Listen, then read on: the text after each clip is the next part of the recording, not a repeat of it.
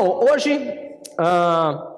eu quero falar com vocês, nós vamos ter uma aula de gramática aqui, sobre os pronomes pessoais do caso reto. Brincadeira. Não vamos falar de gramática, eu sei que muitos vão se assustar quando a gente começar a falar isso. Mas o tema da pregação hoje começa literalmente com os primeiros pronomes pessoais do caso reto, da língua portuguesa. Eu, tu, ele e nós. O que isso tem a ver? Eu quero fazer uma pequena introdução dizendo para vocês que o ser humano é um ser sociável. Para toda literatura que você for consultar, o ser humano, por natureza, é um ser que vive em sociedade. Lógico, pastor, mas tem o eremita, tem os monges, né, que vivem em monastérios. Esses são as exceções das exceções das exceções. Muito exceções. O ser humano, por natureza, é um ser sociável. O que isso quer dizer? Ele vive em conjunto, ele vive em harmonia, ele vive em sociedade. Certa vez, Dante Alighieri, escrevendo, né, sobre o seu inferno, o inferno de Dante, ele chega a uma conclusão muito interessante. Ele diz: o inferno, o verdadeiro inferno, a fonte do inferno são os outros. E se vocês me permitem, eu sei que é muita ousadia minha, mas eu vou discordar completamente do grande escritor Dante Alighieri. E por que eu vou discordar dele?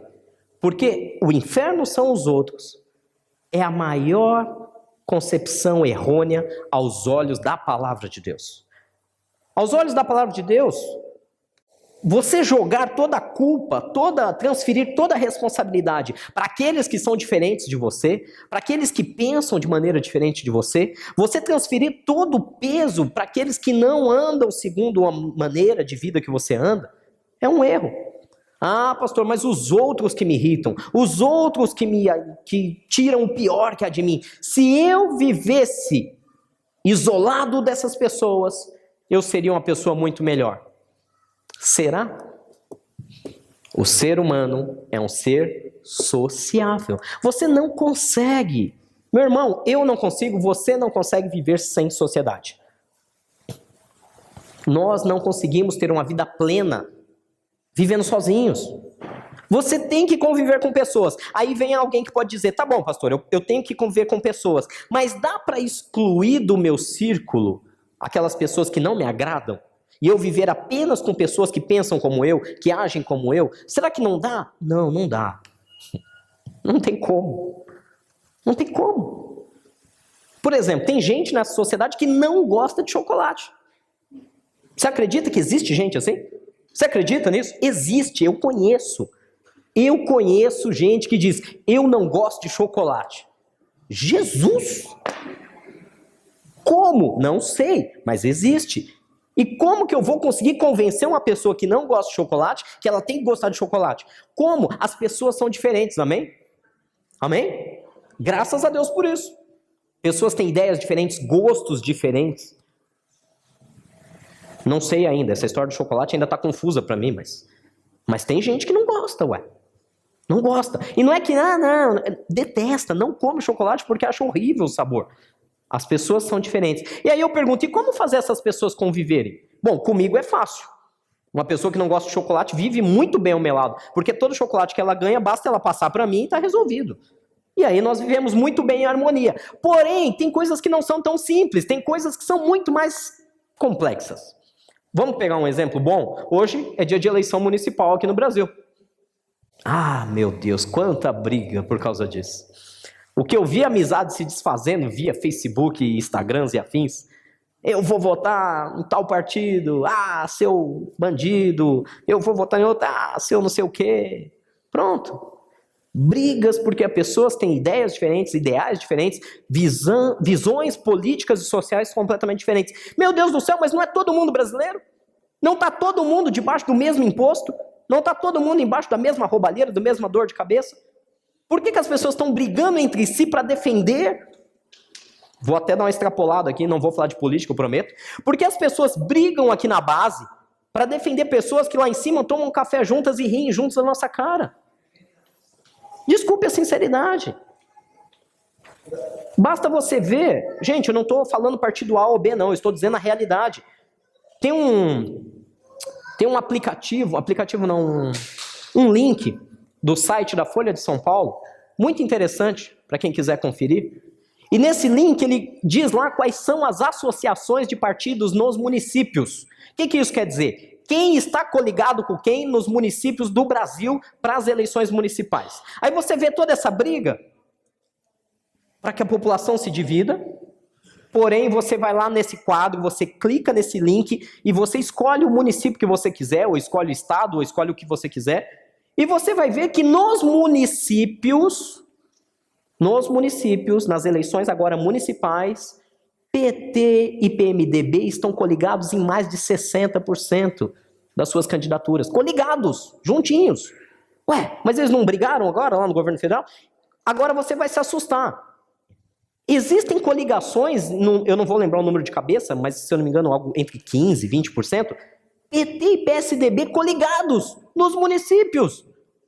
Aí você fala, não estou entendendo. A explicação é simples. Enquanto nós brigamos uns com os outros, os que governam muito bem, obrigado. Não estou aqui para falar de política, eu estou para dizer que eu, você, tu, ele, o Senhor, e nós temos que viver em sociedade. E temos que aprender a conviver uns com os outros. Amém? É difícil? É muito difícil viver em sociedade, não é? É difícil. Conviver com pessoas que fazem coisas que te irritam, que fazem coisas que te tiram do sério. Conviver com pessoas que te machucam de maneira proposital e maldosa. E por que nós temos que viver assim? Algumas pessoas pensam, eles arrancam de mim o que há de pior. E eu digo pela palavra de Deus, essas pessoas mais difíceis, mais complicadas de viver em sociedade, são as que mais te preparam para ser um ser humano melhor. Eu vou falar outra vez de outra maneira. Talvez as pessoas que mais te machucaram nesse mundo, as pessoas que mais fizeram você chorar e ter até dor de estômago, de tanta raiva, se você olhar pelo que a palavra de Deus diz, você vai perceber que essas pessoas foram as mais usadas por Deus para a sua edificação e para o seu crescimento como ser humano. Você é alguém melhor depois que você passa por essa situação. Deus trabalha com você. Deus te faz mais amável. E olha o que diz lá em 1 João capítulo 1. O livro de 1 João capítulo 1, versículo 3. Diz que nós proclamamos o que vimos e ouvimos, para que vocês também tenham comunhão conosco. E a nossa comunhão é com o Pai e com o seu Filho Jesus Cristo.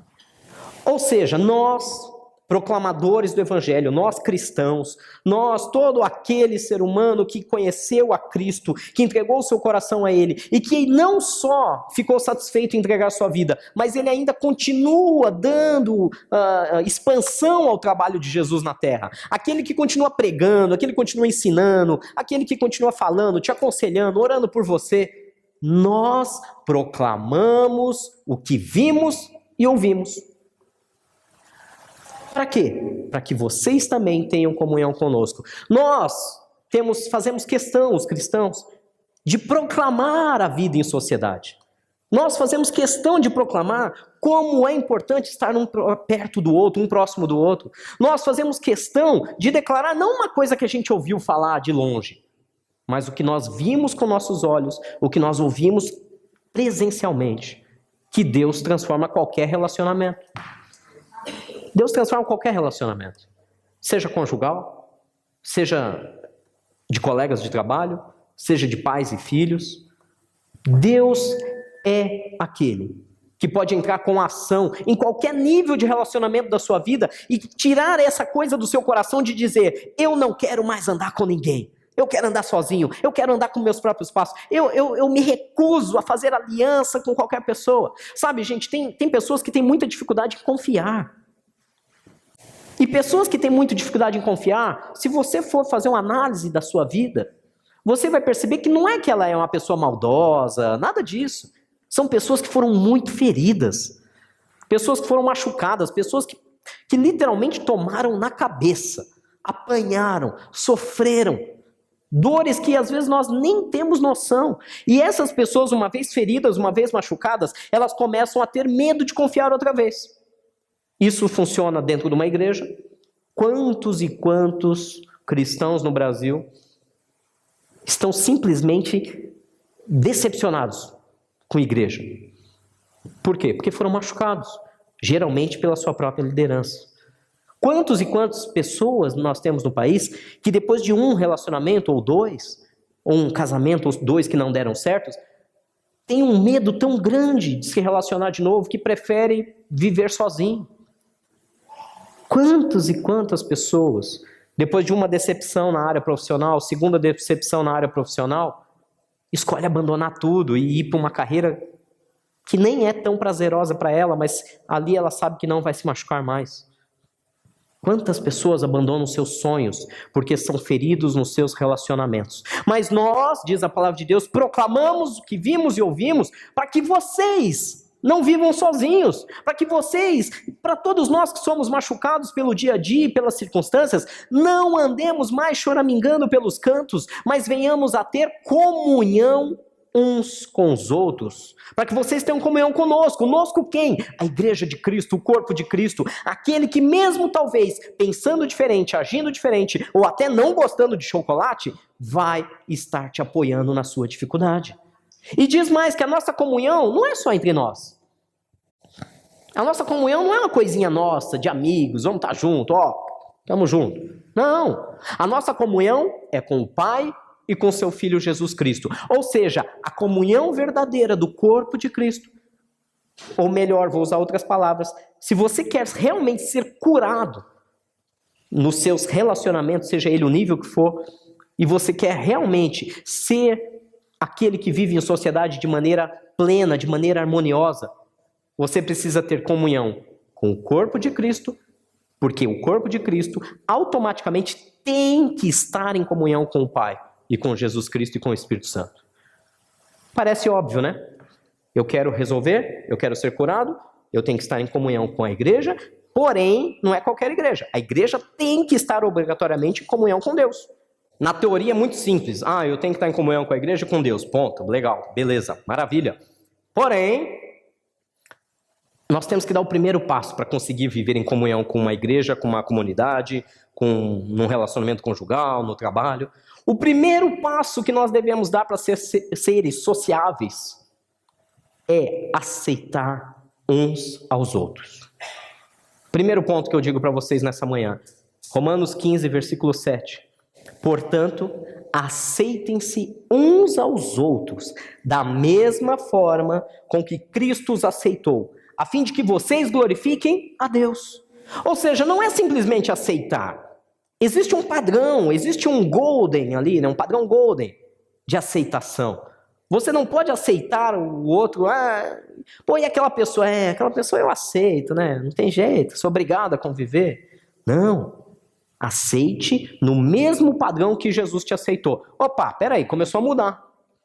Você já parou para pensar quão complicado você é? Não, pastor, eu não. Se você falou eu não, você é um dos mais complicados que tem aqui. Se no seu coração você disse, eu não sou complicado, escute o que Deus está te dizendo, provavelmente você é o mais complicado de todos. Quão complicado nós somos. Já parou para pensar? Eu vou te dar um exemplo bobo, vou falar de mim, que é mais fácil falar de mim, porque falar de vocês seria injusto. Eu sou muito complicado. Ela tá me defendendo agora. O amor é lindo. Minha esposa gritando aqui, dizendo, não é não. Ela tá dizendo isso agora. Mas quando são 6 da manhã e ela precisa me acordar, é sério, vocês não querem me ver acordando. Não é cabelo, nada disso. Cabelo é curto, não tá de pé, nem remela no olho. O problema é que eu sou um bicho acordando. Outro dia, essa semana, não precisa ir muito longe. Quando eu disse para ela, olha, amanhã você pode me acordar a tal horário? Ela já começou a suar frio e ela, não, amanhã eu não quero te acordar amanhã não. Porque eu vou te acordar, você não vai ouvir, aí eu vou te cutucar, você vai ficar bravo, você já vai levantar brigando comigo. Não, se vira. Eu sou complicado. Por quê? Não sei, gente, eu não respondo por mim quando eu tô nos primeiros segundos, ao abrir os olhos, eu não sei quem eu sou. Eu estou num misto entre sonho, entre realidade, então eu fico meio desnorteado. E seja quem for que estiver me acordando, até minha própria esposa, coitada.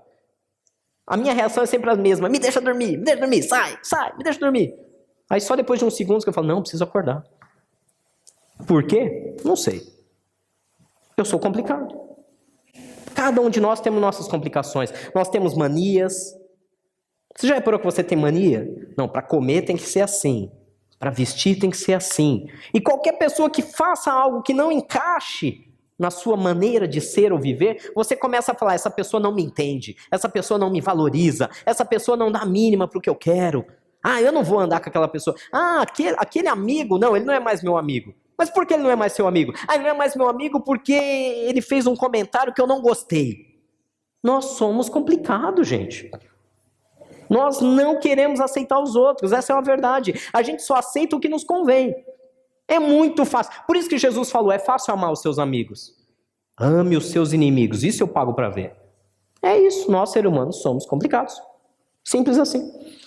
E ainda diz que se nós aceitarmos uns aos outros, da mesma maneira que olha agora para você, completamente complicado, Jesus olhou para você e disse, eu te aceito. Jesus deixou de aceitar alguém? Jesus deixou de aceitar alguém? Jesus diz, não, você é gordinho demais, fora. Afinal de contas, né, vamos usar desculpa bíblica, a porta é estreita, que leva para a salvação. Você não vai entrar, você está muito largo. Não? Está de fora? Já pensou Jesus fazendo isso? Não, peraí. Você não gosta de chocolate? Não, peraí, gente. O reino de Deus é gozo, paz e alegria. Se você não gosta de chocolate, tá fora. Você não vai ter isso. Já imaginou Jesus fazendo isso? Não, você que fala mais que a boca. Não tenho paciência, não. Fica de fora do meu reino. Jesus aceitou a todos, abre aspas, com todos os seus defeitos. Ele aceitou a mim e você do jeito que nós somos, totalmente malucos, totalmente cheios de manias bizarras, cheios de pecados imundos, cheios de ideias totalmente pervertidas. E Jesus não olhou para isso, ele olhou simplesmente que nós éramos o Filho de Deus vivo e que ele queria nos trazer para perto, para o seu reino. Será que nós conseguimos, como seres humanos, chegar a um nível de aceitar ao meu irmão, ao meu colega de trabalho, ao meu esposo, minha esposa, meu filho, da maneira como ele é? Vou abrir um adendo aqui, tá? Da maneira como ele é, o que eu quero dizer, suportar as suas falhas, a ponto de manifestar o amor de Deus na vida dele, a ponto de transformá-lo a cada dia numa pessoa segundo o padrão de Deus. Não é aceitar como é e deixar do jeito que é. Tem um livro muito bom, eu gosto bastante do Tommy Tenney. Acho que é Tommy Tenney, né? Tommy Tenney, um livro que chama Simplesmente como Jesus. Eu não tenho certeza se ele é o autor, agora eu fiquei na dúvida. Eu acho que é o Tommy Tenney, não sei, depois procurem na internet. Simplesmente como Jesus é o nome do livro. E logo na capa está escrito assim, Deus o ama como você é, mas se recusa a deixá-lo desse jeito. Entendeu? Deus o ama como você é, mas ele se recusa a deixá-lo do mesmo jeito. Ou seja, Deus nos aceita do jeito que nós somos, totalmente cheio de problemas e falhas, mas ele quer trabalhar com a gente. Ele quer nos fazer melhores. Ele quer nos conduzir para o reino dele. Da mesma maneira, nós temos que fazer. Nós temos que aprender a aceitar os que são diferentes, não simplesmente para deixá-los diferentes, mas para que nós possamos ajudá-los a ser melhor a cada dia, a ser a cada dia mais parecido com Cristo. Vou dar um exemplo. Eu tinha um irmão em Cristo, muito complicado. Ele era meu irmão em Cristo, frequentava uma outra igreja, eu o conhecia pelo trabalho, e ele falava uma coisa, mas vivia outra. Ele falava do evangelho, mas ele tinha um problema sério. ele traía a esposa com a maior facilidade, sem nenhum peso na consciência. E eu conversava muito com ele, eu falava, meu irmão, o que você está fazendo, cara? Poxa, é a pessoa que te valoriza, a pessoa que, sabe, que cuida do seu filho, a pessoa que te dá amor. Por que você faz isso? Ah, ela não me entende. E ele, sem nenhum peso na consciência, mantinha casos extraconjugais. E eu vivia falando com ele, falando, criatura, onde você está com a cabeça? Eu deixava de amá-lo? Eu odiava por causa disso? Não. Eu sabia que o que ele fazia era totalmente desagradável para mim. Eu sabia que o que ele fazia era desagradável para Deus. Porém, eu tinha esperança que Deus poderia mudar. E eu gostava dele, ele era meu amigo. E cada dia mais eu demonstrei meu carinho, meu amor por ele. Até o dia que, numa conversa muito sincera, eu falei, cara, você sabe que eu te amo muito. Mas eu não posso mais caminhar com você nessa situação. Porque se alguém me ver com você e a sua amante perto, até eu vou entrar no rolo. Até eu vou ser mal falado. E eu vou te falar com todo o amor e carinho que eu tenho por você. Larga dessa vida. Para com isso. Graças a Deus. Depois de um tempo, a ficha caiu, né? Como alguns dizem. Eu prefiro dizer que o Espírito Santo o convenceu do pecado, do juízo e da justiça. E ele abandonou suas práticas, reconciliou com a esposa e tem uma vida muito boa hoje. Muito obrigado. Ele fazia isso na maior naturalidade. Não era um caso específico. Cara jovem, 30 e poucos anos, filho pequeno, criança, deixava a mulher em casa e saía para balada, como se fosse um meninão ainda. Vocês estão entendendo onde Deus quer chegar? Alguns mais religiosos diriam, eu não ando com essa criatura. Eu não chego nem perto. Eu não vou nem entrar aqui em assunto polêmico, amém? Vou só citar, não vou entrar. Homossexualismo. O adolescente que é viciado em maconha. Eu quero distância. Nós temos o hábito de nos separarmos, nos afastarmos daquilo que é diferente. Mas Cristo nos diz, aceitem-se uns aos outros, da mesma forma como Cristo os aceitou. Para quê? Aceitar ele só para dizer, olha, eu sou um cara legal? Não. Para que você manifeste a glória de Deus na vida dele. E que eles glorifiquem a Deus com a transformação. Você é o canal que Deus quer usar para livrar alguém do vício. Você é o canal que Deus quer usar para restaurar um casamento. Você é o canal que Deus quer usar para restaurar uma aliança comercial e também de trabalho. Você é aquele que vai ser o instrumento de Deus para restaurar uma família ou talvez até uma questão política numa cidade. Você. Mas primeira coisa que você precisa fazer, aceitar a pessoa. Eu disse a pessoa, não disse o pecado, amém? Você entendeu a diferença? O cara eu vou te dar um exemplo mais tosco ainda. Certa vez, eu estava ministrando um bandido. Bandido. Gente, não estou brincando. Bandido. Mão armada. Andava armado. Assaltava. Bandido. É lógico que eu não tenho prazer nenhum. E eu tenho até medo de andar perto de uma pessoa dessa. Porém, o que ele faz é abominável para mim e também para a sociedade. E para Deus principalmente. Porém, quando me foi colocada a oportunidade, eu entendi. Deus quer usar minha vida para falar uma verdade para esse cara. Um bandido. Para quem não sabe a história, eu vou resumir. Eu e a pastora, nós morávamos num apartamento na região do Butantã. E nós compramos uma briga com o tráfico local. Nós começamos a ministrar alguns jovens, adolescentes, que viviam nas favelas ali ao redor da USP. E esses jovens e adolescentes eram principalmente a mão de obra desses traficantes. Eram eles que iam lá, que entregavam as drogas no carro para o cliente e tal. E nós começamos a ministrar esses jovens e o grupo começou a crescer. Um número significativo, mais de 40 adolescentes, começaram a abandonar o crime e entregar suas vidas ao Cristo. E, obviamente, isso desagradou alguns, principalmente aqueles que ganhavam dinheiro às custas daqueles adolescentes. Certo dia nós chegamos em casa, a porta do apartamento, é um apartamento, tá? Não era uma casa na rua, não. Tinha portaria, tinha segurança. A porta do apartamento estava arrombada.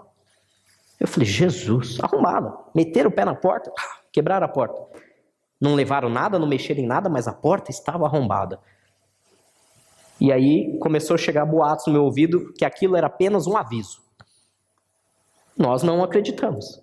Trocamos a porta, colocamos uma porta mais forte, uma fechadura mais pesada, de tetra, né, aquela chave tetra.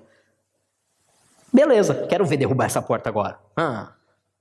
E aí tô lá em um dia, peguei o lixo, vou sair para jogar lá no saguão do prédio. E quando eu abro a porta, um camarada com a arma na mão me rende e me leva para dentro do meu apartamento. O cara parado ali, ó, no hall do andar, esperando.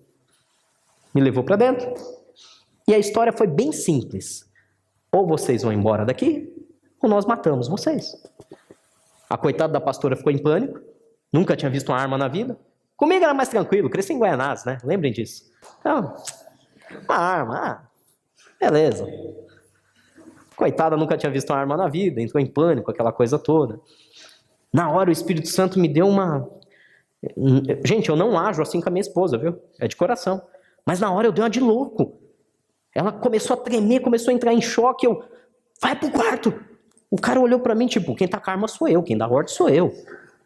E eu gritava igual um maluco, igual um marido agressivo. Vai pro quarto agora, eu tô mandando. Se você não for, eu vou te arrebentar. E o cara olhava assim, mas o cara não entendia nada. E ela tremendo, eu, você é surda, vai pro quarto e se tranca e não sai de lá enquanto eu não mandar você sair.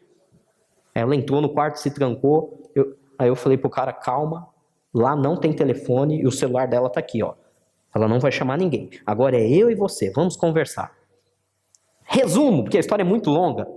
40 minutos depois, a arma estava na minha mão e eu estava orando pelo cara. Deus é testemunha disso e ela também. Ela estava no quarto trancada. Mas ela saiu e viu eu entregando a arma pro cara, sem balas, obviamente, e dizendo e abençoando a vida dele. O cara era um desviado, filho de pais crentes, que foi enviado ali para nos assustar para a gente ir embora, porque a gente estava acabando com o negócio dos caras. Deus foi bom? Muito bom. Mandei aquele menino voltar para a igreja? Mandei. Sim, ministrei a vida dele, orei por ele. Era um bandido, gente, mão armada. Estava ali para me fazer o mal. Pastor, isso aí tem... Não é minha força não, meu irmão. Tem que ser na força do Espírito Santo. Na nossa força, a gente... Desculpe o termo aqui, a gente... faz xixi nas calças. Ela quase fez, ela disse. Se aquele rapaz teve um encontro com Deus depois disso, não sei.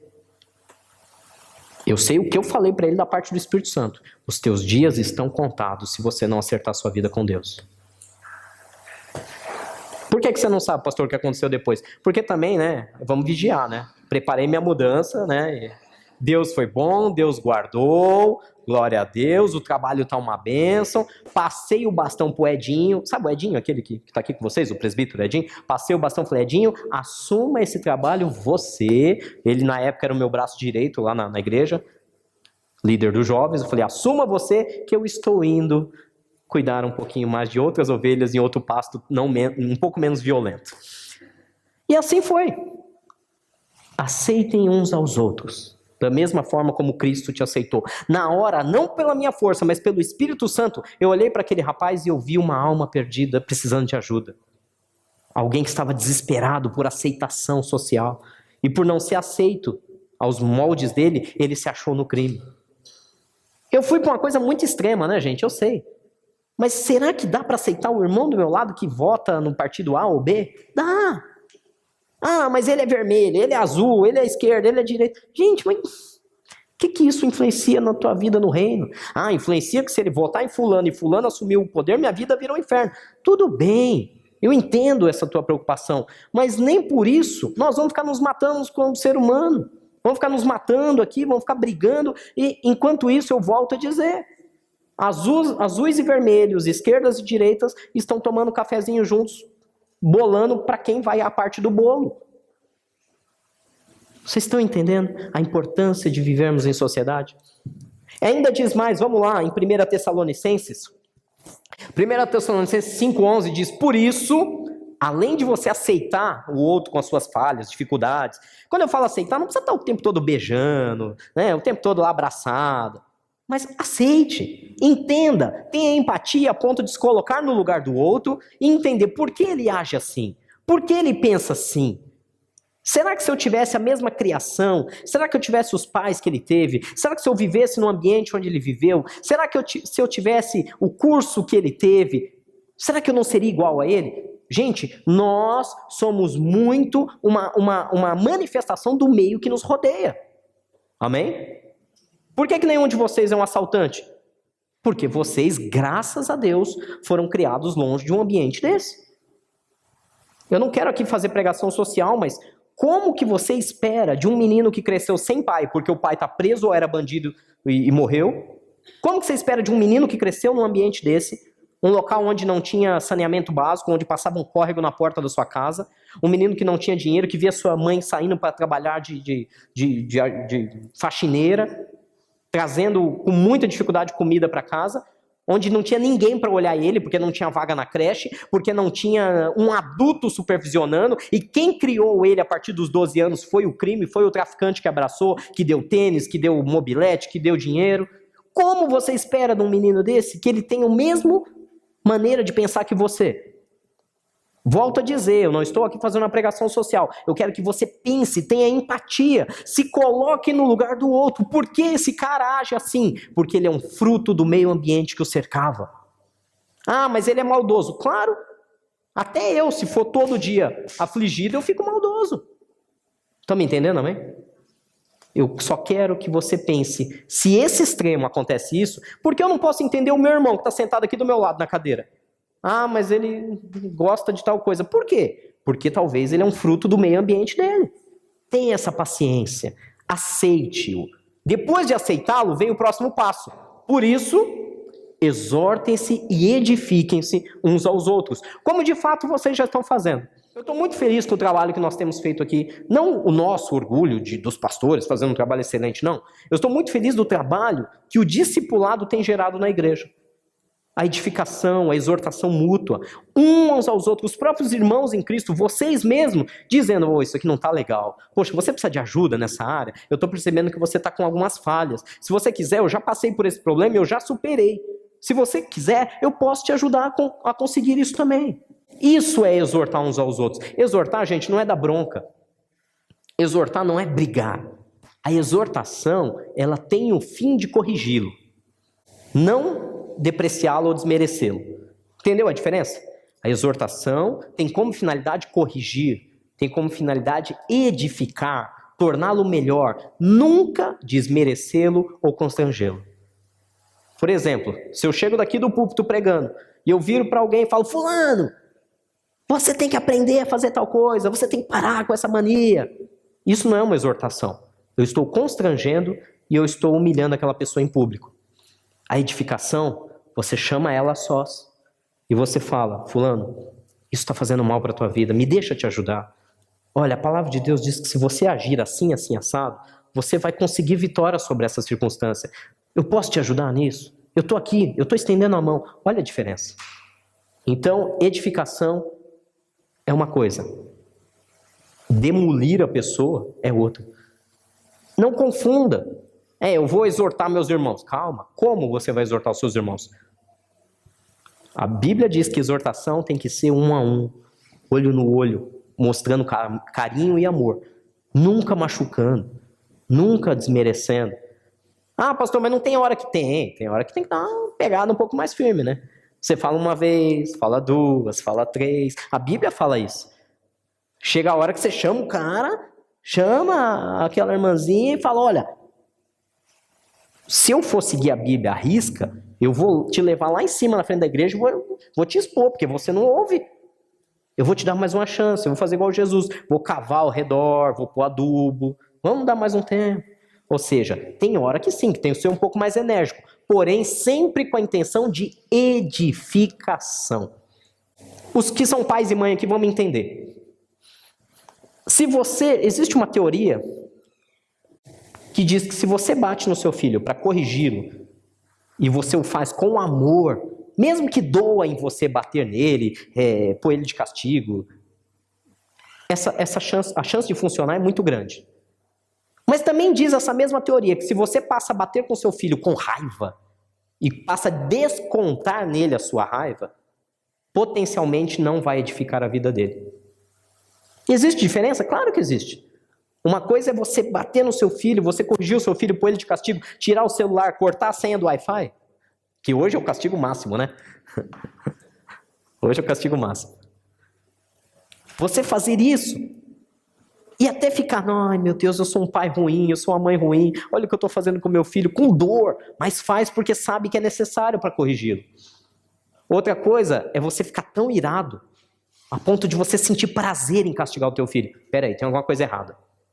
Dentro da igreja é a mesma coisa. Se você exorta o seu irmão porque quer vê-lo melhor e até se sente mal às vezes por fazer aquilo, glória a Deus. Se você começa a ter prazer em bater, tem alguma coisa errada. Amém? Amém? Parece estranho, mas é verdade. Primeiro você aceita. Resumo rápido. Ser humano é um ser social. Precisamos uns dos outros para crescer. Eu preciso aprender a aceitar o meu irmão do jeito que ele é. Eu não vou deixar ele do jeito que ele é para o resto da vida. Eu vou interferir, sim, da parte de Deus para que ele seja melhor. Mas eu primeiro preciso aceitar as diferenças dele. Depois que eu aceito, eu começo então a exortá-lo, a ensiná-lo, a educá-lo.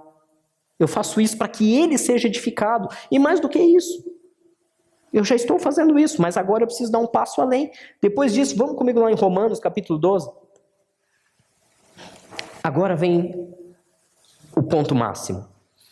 Romanos, capítulo 12, versículo 10, diz que nós temos que, além de aceitar é simplesmente não abandonar, não virar as costas, tentar entender, ter empatia.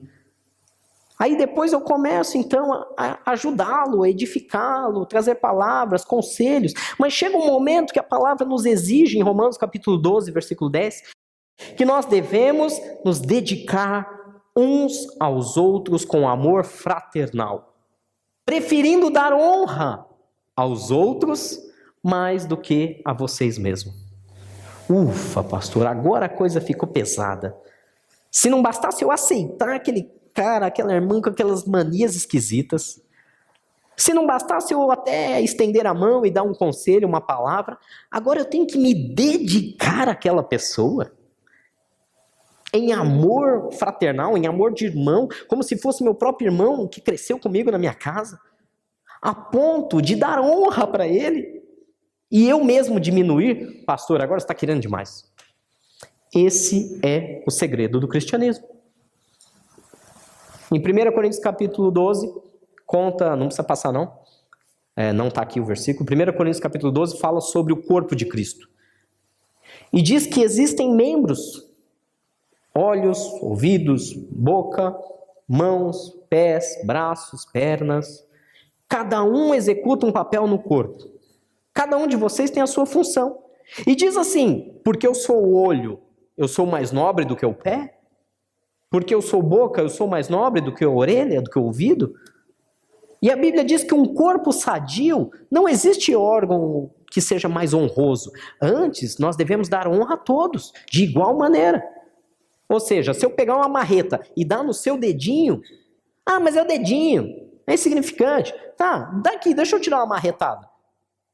A dor é do dedinho, pode até ser localizada, mas quem sente é o corpo todo, amém? É assim que funciona. Então, o que a Bíblia diz é que chega um ponto que você já aceitou, você já começou a ajudar aquela pessoa com palavras, com conselhos, agora você tem que dar um passo a mais, andar uma segunda milha. Você tem que começar a se dedicar a essa pessoa. Pastor, aí que é demais. Dedicar aí é demais. Sim, dedicar. Dedicar àquela pessoa que não te ouve. Aquela pessoa que te irrita. Se dedicar com amor àquela pessoa que não dá mínima. Por exemplo, é muito comum no meio cristão, e tomem cuidado com isso, gente, por favor. Tomem muito cuidado. É muito comum que... Vamos falar como igreja agora, como igreja local, como comunidade local, como igreja aprisco. É muito comum que por um tempo inicial, quando nós começamos a nos reunir, a fazer discipulado, a conhecer uns aos outros, é natural aquela empolgação e aquele tempo gostoso. Uma segunda fase muito perigosa, nós temos que tomar cuidado, que é a fase que nós estamos vivendo, é a fase onde começa a formar panelas. Por quê? Esse aqui eu não gosto do jeito que ele fala, então eu vou me afastar. E aí começa a formar grupinhos que pensam parecido, que agem parecidos, e esses grupinhos começam a ficar um pouco distantes uns dos outros. Por quê? Porque não gosta do jeito que aquele fala, do jeito que aquela olha, do jeito que aquele pensa. E aí vai formando as panelinhas. E um terceiro estágio muito perigoso é quando essas panelas começam a disputar lugar entre si. Por exemplo, não, porque eu estou no louvor. Louvor é top, tá ali, tá em ascensão, tá em evidência. Eu sou melhor. E aí começa inconscientemente. O meu trabalho no louvor é mais importante do que alguém que está lá no infantil, porque na hora do culto ninguém está vendo. Vocês estão vendo quem está no infantil agora? Vocês estão vendo? Vocês estão vendo o trabalho que está sendo feito agora com as crianças lá? Mas está. Tem alguém lá. E se tem alguém lá e está dedicando o melhor para o seu filho, para a sua filha, enquanto nós estamos aqui ouvindo a palavra, eles também estão sendo ministrados lá, as crianças estão recebendo lá também. E aí, por quê? Por que o trabalho do pastor que está pregando é mais importante do que do irmão, da irmã que está cuidando e ministrando crianças? Não é. Pastor, não é. É um corpo, amém? Todos são igualmente importantes. Se não tiver alguém para ensinar o seu filho e para ministrar o amor de Deus na vida dele, não adianta nada o pastor estar pregando aqui, porque daqui 15 anos o seu filho pode se tornar um maluco, um delinquente. Você está entendendo onde eu quero chegar? Todos são igualmente importantes. O louvor é tão importante como quem ministra as crianças. O que ministra no infantil é tão importante quanto o diácono, que deixa tudo arrumado, que prepara os papéis, as toalhas de mão, a água para você se servir. Todos são igualmente importantes. Esse é o terceiro ponto perigoso, gente, numa igreja. Primeiro, aquela fase de empolgação, todo mundo se ama, todo mundo se gosta. Aí vem o segundo estágio, onde forma as panelinhas. E daqui a pouco as panelinhas estão brigando entre si, um se achando superior ao outro. Misericórdia, Jesus. Livra-nos desse mal. A gente não pode nem entrar no segundo estágio da panelinha. Essa semana eu lancei um desafio para o pessoal que está no discipulado da segunda milha com a gente. E eu vou cobrar eles desse desafio. Eu vou.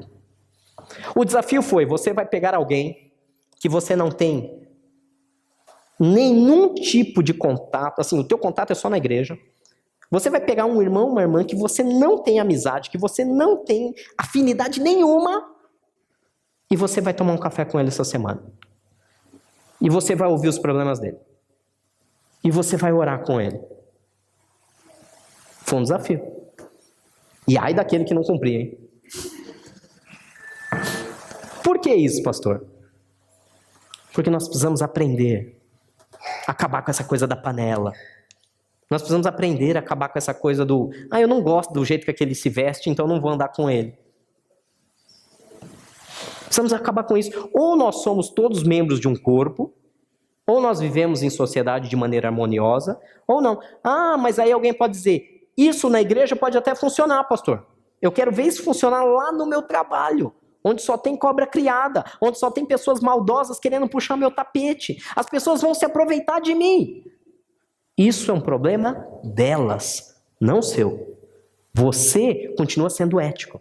Você continua sendo amoroso. Você continua plantando a semente do bem. Tem um ditado aí popular que diz que quem planta vento, colhe furacão. Gente, algum de vocês já plantou alguma coisa? Quem já plantou alguma coisa na vida aí? Pode ser um pé de alface. Já. Tá bom. Então, quando você plantou aquela sementinha, a não ser que você comprou uma semente enganada, o que nasceu? Exatamente aquilo que você plantou ou brotou algo diferente? A não ser que você comprou uma semente enganada, eu volto a dizer, né? Eu lembro porque minha casa tinha horta e uma vez comprei nessas casas de ração um saquinho que não tinha nome, tinha uma sementinha, o cara falou, isso aqui é abóbora. E a gente plantou. Não era abóbora, era abobrinha, é diferente. Abóbora é aquela moranga, sabe? Aquela coisa de Dia das Bruxas que o pessoal faz moranga no camarão na moranga. Dá até fome agora, né? Aquilo é moranga, é abóbora. Abobrinha é aquela compridinha, de casca verde e tal. Plantei uma coisa, nasceu outra. Mas eu fui enganado. Via de regra, se você planta solidariedade, você vai colher solidariedade. Você já viu alguém plantar alface e colher agrião? Não existe. Você colhe e nasce e cresce aquilo que você planta.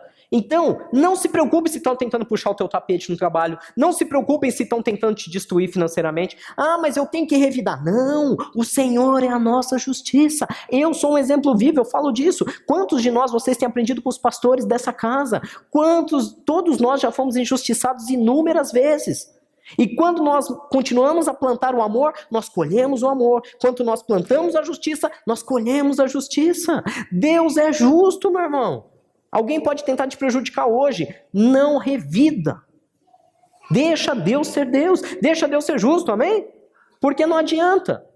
Não adianta você querer, não, eu vou ser diferente. Aqui na igreja eu consigo ser bonzinho. Lá fora eu tenho que ser um espartano, maluco. Eu tenho que enfiar a faca em todo mundo. Não. Seja o mesmo. Deixa que aqueles que querem o teu mal vão ter a sua justiça. E você continua fazendo o que você tem que fazer, amém? É um segredo simples. Ah, pastor, é difícil. Não falei que era fácil. Não falei que era fácil. Diz que é o que tem que ser feito. O que é certo, é certo. Mesmo que ninguém faça. E o que é errado, é errado. Mesmo que todo mundo faça. Você tem que escolher um lado. Todo mundo ou o que é certo ou errado? Você tem que escolher. E aqui diz que quando você se dedica uns aos outros, de uma maneira amorosa, você começa a honrar aquelas pessoas. Gente, como é difícil isso na prática, hein? Você dá honra para alguém que você às vezes nem consegue ter comunhão direito, mas é o que a Bíblia manda fazer. O dia que nós, como cristãos, aprendermos a honrar pessoas que estão nos machucando, esse é o auge do momento onde Deus vem e cura nossas feridas. Quer ver um exemplo simples? O dia que a mulher aprender a honrar aquele marido alcoólatra, agressivo, pastor, não dá. Na nossa força não, mas no Espírito Santo de Deus dá. O dia que a esposa aprender a pegar aquele marido alcoólatra, agressivo, caluniador, e aprender a abençoar a vida dele, dizer, eu te abençoo. Quando as pessoas vierem perguntar, e aquele teu marido, aquele vagabundo, aquele bebum, meu marido é uma bênção.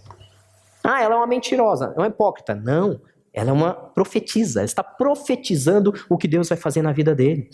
Vocês estão entendendo onde nós vamos chegar? O meu filho é um maconheiro, é um sem vergonha, um vagabundo, não quer nada com nada. Não, o meu filho é uma bênção. Ele está passando um momento difícil, mas eu tenho certeza que com a ação de Deus, com o Espírito Santo atuando na vida dele, ele vai se tornar um homem de honra nessa cidade, nessa nação, nessa sociedade. Aprender a dar honra uns aos outros, mesmo que aquela pessoa não esteja fazendo o que você gosta. Honrar não é paparicar, não é fazer elogio de sorriso amarelo, tapinha nas costas. Não. Honrar é acreditar que Deus vai transformar aquela vida que hoje não está bem, mas que ela vai se tornar tão importante no reino quanto você é. Isso é honrar. Vou te dar um exemplo. Algumas pessoas olham e falam, esse monte de pastor sem vergonha, que rouba dinheiro, que não sei o quê. Realmente, existem muitos. Muitos. Não vou nem entrar nisso aqui agora. Nós temos duas situações. Apontar o dedo e falar, isso aqui é um bandido. Ou, Senhor, restaura essa criatura. Olha quantas pessoas estão chegando ao evangelho através da vida dela.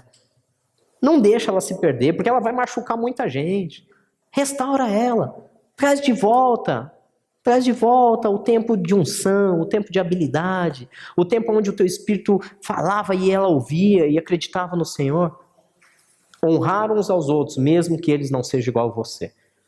Valorizar. Por exemplo, às vezes tem um colega de trabalho que é um inferno, mas ele não tem nenhuma qualidade.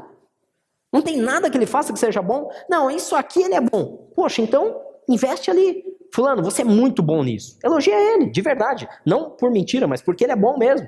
Fulano, você é muito bom nisso. Me ajuda nessa área. Honra a pessoa.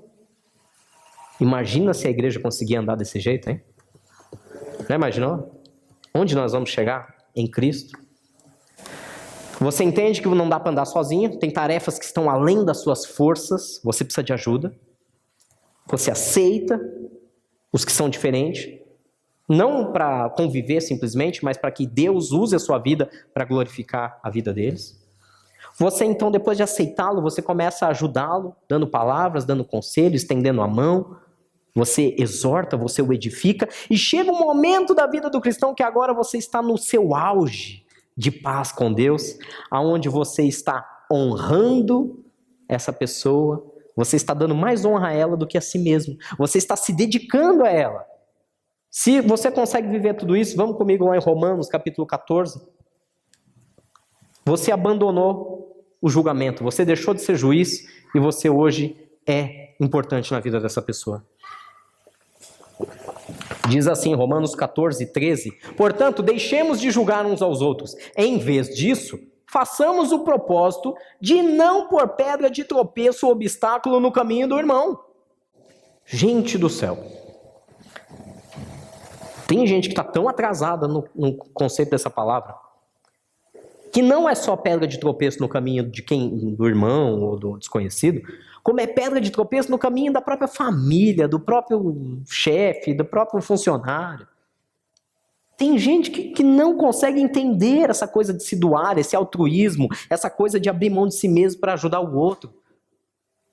Dependendo do contexto que essa pessoa foi criada, ela é tão egoísta, ela é tão maldosa, que ela só consegue construir o seu castelo pondo pedras na vida dos outros. Graças a Deus que nós não somos assim. Ah, pastor, a gente está se exaltando. Não, nós já fomos trabalhados nessa área. Quando eu falo nós, é cada um de vocês, não estou falando de mim, não. Nós já fomos trabalhados. Mas nós temos que abandonar de uma vez por todas o julgamento, amém? Amém? Vocês estão aí? Temos que abandonar o julgamento. Não adianta.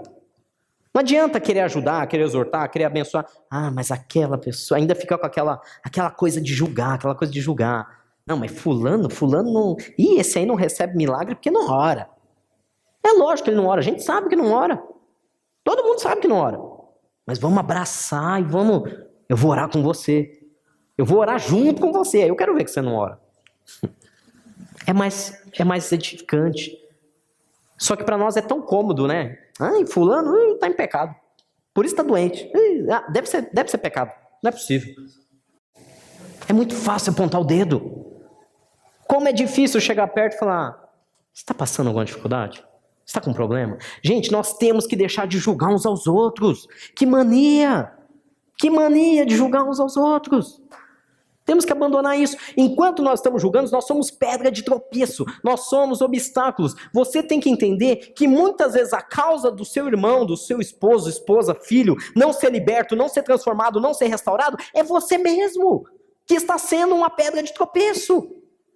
Vou te dar um exemplo bizarro aqui, mas bem real. Fica lá todo dia. Não, tá vendo? Tá vendo? Você não vai para a igreja, por isso que tá assim.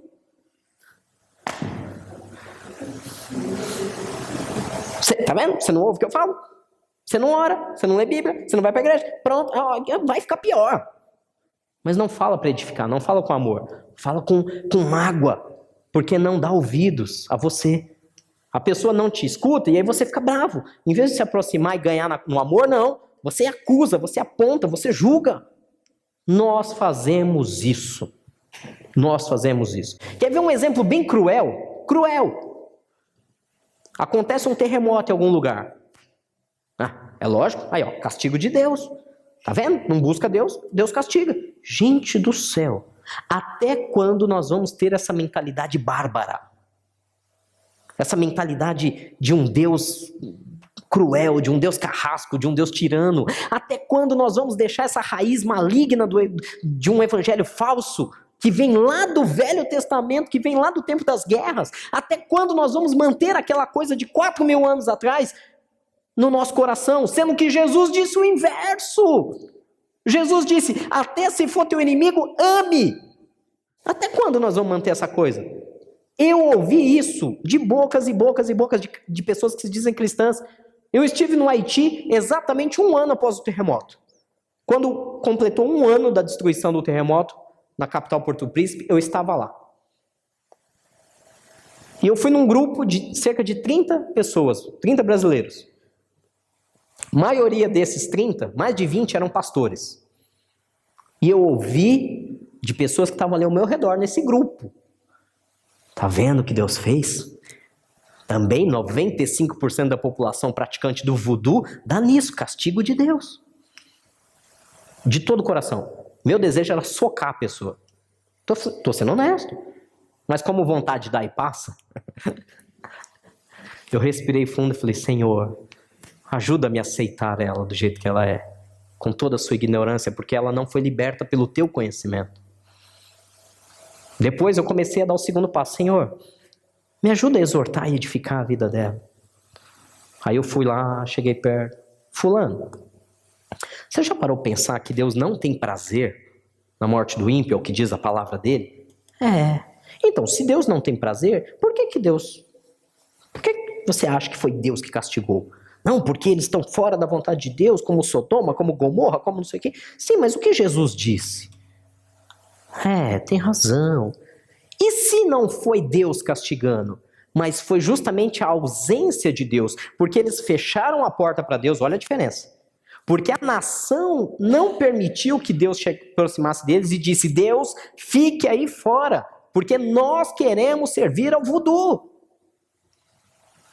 E se foi por causa disso, o próprio Senhor, com S minúsculo, da vida deles, o próprio Satanás, a quem eles servem abertamente nos seus terreiros de voodoo, fazendo rituais, e se esse próprio Senhor das trevas, porque Deus não foi permitido, Deus é um cavalheiro, amém? Olha, lembrem disso, Deus tem todo o poder, mas Deus não invade lugar algum, nem seu coração, nem a casa de ninguém, nem a nação de ninguém. Se as pessoas dizem, Deus, eu não quero você, fique aí fora, Deus respeita, com muita dor, com muita tristeza, mas ele respeita a sua decisão. E aí eu disse, você já parou para pensar que ao invés de Deus castigando, pode ser o próprio desgraçado a quem eles servem destruindo as suas vidas e ceifando as suas vidas, porque é para ele que interessa essas pessoas morrerem sem Deus? O que a Bíblia diz? Aí essa pessoa falou, olha, você pode ter razão. Terceiro passo, agora é hora de honrar essa pessoa, é hora de me dedicar em amor a mais ainda a ela. E essa pessoa foi chamada para pregar num dos cultos lá no Haiti. E eu fiz questão de dizer, na hora que foram escolher as pessoas, falar, essa é a pessoa mais capacitada hoje para Deus falar o coração de vocês. Por que isso? Porque realmente, quando ela abriu a boca, Deus já tinha transformado a maneira de pensar. E ela não chegou ali para acusar os haitianos de estarem longe da vontade de Deus. Ela derramou uma palavra de amor, mostrando que bom que agora vocês estão abrindo o coração e que Deus vai transformar essa nação.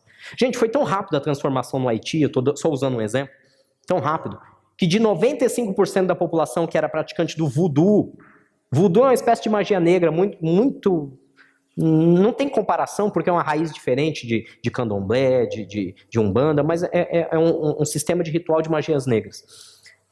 E de 95% da população, em 1 ano, que foi depois quando eu pisei lá, nós já estávamos falando em 30% da população cristã. O aumento foi brutal, em apenas 1 ano. Por quê? Porque aquelas pessoas perceberam que o Senhor, com S minúsculo, a qual elas serviam, era um Senhor carrasco que destruía, que matava e que cobrava um alto preço. E elas começaram a encontrar nas ajudas humanitárias o verdadeiro Senhor dos senhores, que ama, que abraça, que cuida e que traz tudo aquilo que prometeu para a vida delas. A mudança foi radical. Só que nós, como cristãos, Jesus, meu irmão, por favor, se você não se lembrar de nada do que eu falei aqui hoje, lembre-se disso. Deixem de julgar uns aos outros. Em vez disso, façamos o propósito de não pôr pedra de tropeço ou obstáculo no caminho do meu irmão. Sabe aquela história de quem não ajuda não atrapalha? Já ouviu isso? Não ajuda? Tá bom, é seu direito. Mas não atrapalha, por favor. Não julgue, deixa Deus trabalhar. Seja instrumento de honra, não para acusar, apontar o dedo e destruir aquela pessoa. E vamos terminar, porque eu já falei demais por hoje. Vamos lá em Efésios 4, versículo 2. Sejam completamente humildes, dóceis, sejam pacientes, suportando uns aos outros em amor. Eu vou ter que passar rápido aqui por causa do horário que eu me empolguei. Pastor, como eu consigo ser humilde? Imagina eu, Rogério, para quem me conheceu alguns anos atrás, sendo humilde. Imagina eu, para quem me conheceu alguns anos atrás, sendo dócil. Para quem me conheceu, Rogério, paciente. Só se ele estiver doente e estiver dentro de um hospital. Aí ele é um paciente. O que eu estou tentando te dizer é, não dá para fazer na sua força. Eu sou o maior exemplo, e eu falo por mim mesmo, de uma pessoa arrogante, não dócil, mas amarga, e uma pessoa nada paciente, intolerante e irritadiça. Eu me conheço. Basta eu ficar longe de Deus por um ano. Basta eu ficar completamente longe de ser alimentado pelo Espírito Santo de Deus por um ano, e eu volto a ser toda a porcaria que eu fui sem a presença de Deus. Arrogante, irritante e amargo. É o que eu era. O que eu quero dizer para vocês é muito simples. Para você cumprir esse versículo, você tem que estar em comunhão com Deus. Ou você se liga nele, ou você pluga o seu conector diretamente em Deus. Ou não dá. Não dá para viver isso aqui. O segredo está nele, amém? E para terminar, 1 João capítulo 1, versículo 6 ao 7, diz assim: se nós afirmamos que temos comunhão com ele, lembra? Eu, tu, ele, o Senhor, mas andamos nas trevas, mentimos e não praticamos a verdade. Se, porém, andarmos na luz, como ele está na luz, nós temos comunhão com quem? Uns com os outros. E o sangue de Jesus, o seu Filho, nos purifica de todo o pecado. Amém. Resumindo, não, eu sou crente, eu sou cristão, eu sou servidor de Cristo, eu sou servo de Cristo, eu sigo os passos de Jesus. Tá bom. Você tem comunhão com seu irmão? Não. Eu cuido da minha vida, ele cuida dele. Então você está mentindo. Não sou eu que estou dizendo, não estou acusando ninguém, é o que a Bíblia diz, 1 João, capítulo 1, versículo 6, versículo 7. Se nós dissermos que temos comunhão com Deus, mas praticamos coisas das trevas, aí não precisa nem dizer o que é coisa das trevas, vocês sabem, né? Mentira, ódio, rancor, mágoa, falta de perdão. E eu não estou nem indo para aquelas mais do dia a dia, né? Prostituição, né? Ganância, arrogância, tudo isso que é coisa das trevas, que não vem de Deus.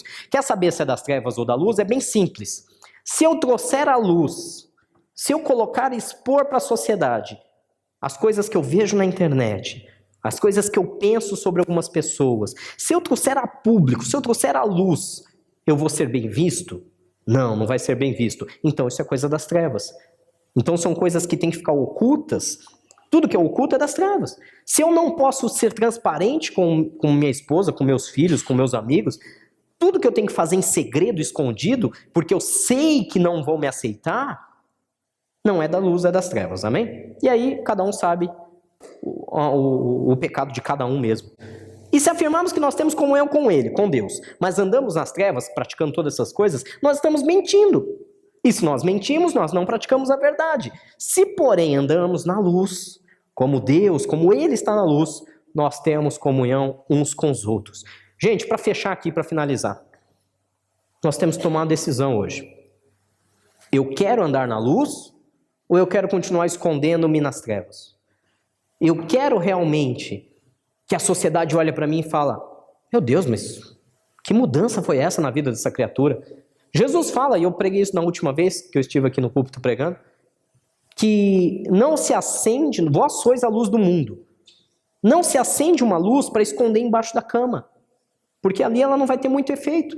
Mas quando Jesus acende a luz, ele coloca essa pessoa no lugar mais alto, para que a luz ilumine o maior número de pessoas possível. O que isso quer dizer na prática? Se você tiver a luz de Cristo na sua vida, Deus vai te exaltar. Deus vai te colocar cada dia mais alto na sua carreira, no seu relacionamento, com seus amigos.